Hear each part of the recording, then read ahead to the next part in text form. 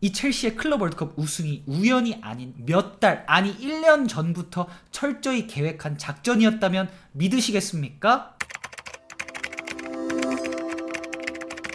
로빈요! 클럽 월드컵 결승전에서 첼시가 챔피언스리그 챔피언 PSG를 3대0으로 박살냈습니다. 아니 이게 어떻게 된 일이야? 이게 뭐야 이게? 이번 시즌 이미 트래블을 달성한 PSG는 만약 이번 클럽 월드컵까지 우승을 했다면 우리가 흔히 말하는 21세기 역대급 스쿼드 후보에 조심스럽게 들어갔을 수도.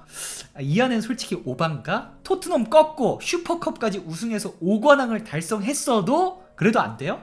리그왕이라 좀 그런가? 그래도 준결승에서 레알을 4대0으로 꺾는 미친 듯한 포스를 보여주고 있던 PSG를 첼시는 어떻게 전반 43분 만에 3대0을 내면서 끝장을 냈을까? 전반 7분 만에 결정적인 기회가 파머 왼발에 걸립니다. 이게 빗나갔어요. 박스 안에서 저 정도 상황에서 골대도 못 맞히게 빗나가는 건 좀 많이 서운한데 했는데 15분 뒤 똑같은 자리에서 다시 기회가 왔습니다. 사실 이게 더 가기 어려웠어요. 근데 이번엔 마르퀴시오 다리 사이 골대 왼쪽 하단에 정확히 꽂아 넣습니다. 파머 어려운 걸 더 잘하는구나. 이후부터 파머의 원맨쇼가 펼쳐지는데 두 번째 골이 정말 기가 막혔어요. 파머 쪽으로 기가 막힌 공간 패스가 들어갔고 파머가 비티냐와 1대1 시도를 하는데 오른쪽 백 귀스토가 오버래핑을 이 타이밍에 전력 질주로 기가 막히게 나갑니다. 와, 귀스토 진짜 미쳤던데? 정말 이날만큼은 첼시는 하킴이 안 부러웠을 거예요. 비티냐의 시선이 귀스토 쪽으로 쏠렸고 파머는 이거를 귀스토 쪽으로 주는 척, 와 나도 속았어.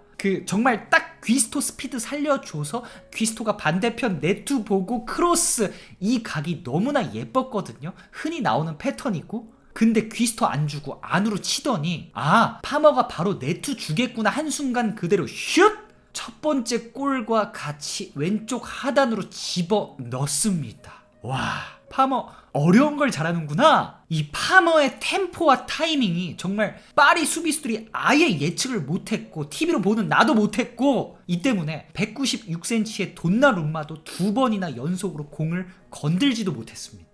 세 번째 골도 기가 막혔는데 이번엔 파머의 어시스트를 받은 이적생 브라질리안 공격수 주앙 페드로가 칩샷으로 마무리. 전반에만 2골 1도움으로 파머가 이 경기를 터트려버립니다.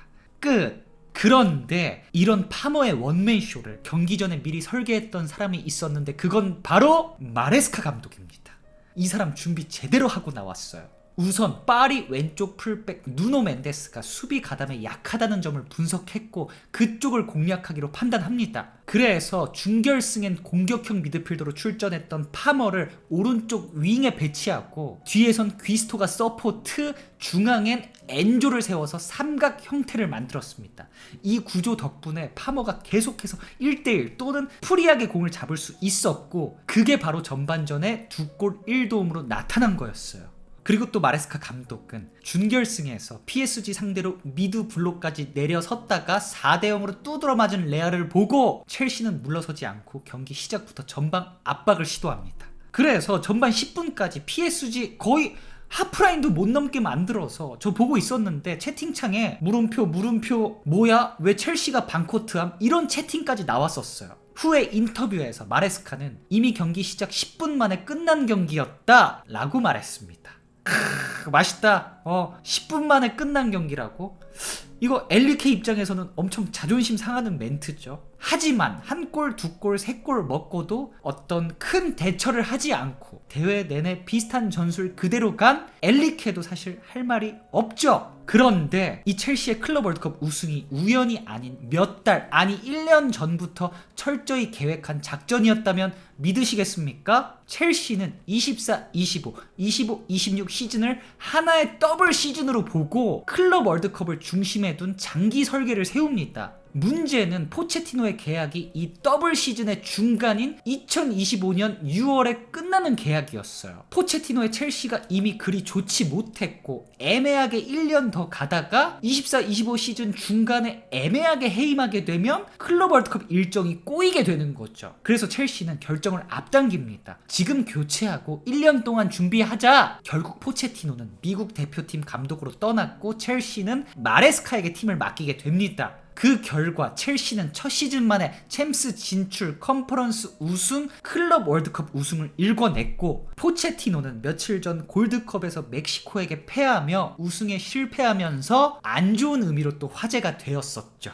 그리고 첼시는 이번 클럽 월드컵 훈련 환경도 피파가 정해준 대로 쓰지 않고 직접 사비를 들여 필라델피아 유니언 구단과 직접 계약해서 우선권을 선점했어요. 브라질 팀 플라멩고는 결국 50km 넘는 거리의 대학 캠퍼스로 밀려났고 첼시는 경기장과 가까운 최고급 숙소에서 훈련을 했습니다. 전체 운영비도 피파에서 주는 기본 4만 달러에다가 자체적으로 8만 달러를 묶고 더블러 가면서 선수단 환경을 업그레이드 했어요. 진짜 B클럽은 다르죠? 남이 안 되겠는데? 또 중간 이적 가능 기간에 약 1,000억을 주고 데려온 페드로 효과도 똑똑히 받고 또 선수 개개인에게도 이번 대회 보너스를 챔피언스 리그 수준으로 책정했습니다. 첼시는 이런 식으로 선수들에게 확실하게 우리는 단순히 프리시즌을 치르러 온 게 아닌 우승하러 온 것이다 라는 명확한 동기부여를 심어줘서 선수들의 집중력을 최대치로 끌어올린 거였어요. 아니 어쩐지 제가 이전 영상에서 챔피언스리그 결승전을 보고 첫 느낌은 와, 뛰는 거에서 안 되는구나. 그게 기동력이 되었든 동기부여가 되었든 압도적인 에너지 레벨에서 PSG가 이미 이기고 들어갔다 이런 말을 한 적이 있는데 어제는 뭔가 첼시가 그러더라고요. 뛰는 거에서 첼시가 이겨버리더라고. 이런 비하인드가 있었네요. 어제 카이세도는 왜 그렇게 뜨거운 선수였는지를 증명했고 엔조와 더불어 정말 요즘 세대 최고의 미드필더란 이런 느낌의 선수구나를 확실히 알려준 것 같았어요. 다시 말해 올라운더, 작더라도 육각형 혹은 온더볼이 아주 살짝 떨어지더라도 체력, 오프더볼, 활동량, 투지, 기세 이게 된 이후부터 온더볼이 얼마나 되냐의 싸움이구나. 여기서 지면 온더볼의 의미가 떨어지는구나 라는 걸 보여줬어요.